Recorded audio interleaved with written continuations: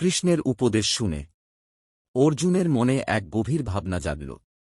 তিনি বললেন, হে কেশব, আমি তোমার কথায় বিশ্বাস করেছি, কিন্তু যদি সম্ভব হয়, আমি তোমার সেই প্রকৃত রূপ দেখতে চাই, যে রূপে তুমি সমগ্র জগৎকে ধারণ করো। শ্রীকৃষ্ণ মৃদু হেসে বললেন, এই চক্ষু দিয়ে আমার সেই রূপ দেখা সম্ভব নয়। আমি তোমাকে দিব্যদৃষ্টি দিচ্ছি। পরক্ষণেই সমগ্র কুরুক্ষেত্র কেঁপে উঠল। অর্জুন দেখলেন, কৃষ্ণ আর একক দেহে নেই।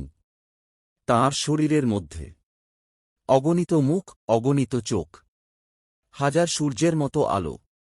তিনি দেখলেন, দেবতা, ঋষি, গন্ধর্ব, অসুর, সমস্ত গ্রহ নক্ষত্র কৃষ্ণের দেহের ভেতরে বিরাজ করছে।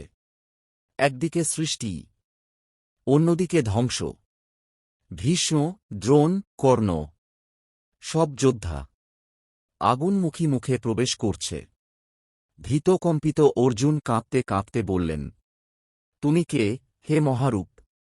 কৃষ্ণ বললেন, আমি কাল, আমি সময়, আমি এই জগতের সংহারক।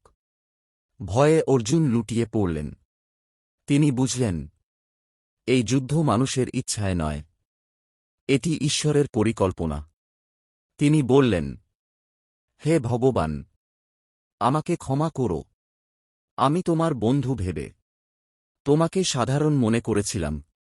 শ্রীকৃষ্ণ তখন আবার স্নিগ্ধ মানব রূপ ধারণ করলেন। বললেন, ভয় করো না অর্জুন, উঠো, নিজের কর্তব্য পালন করো।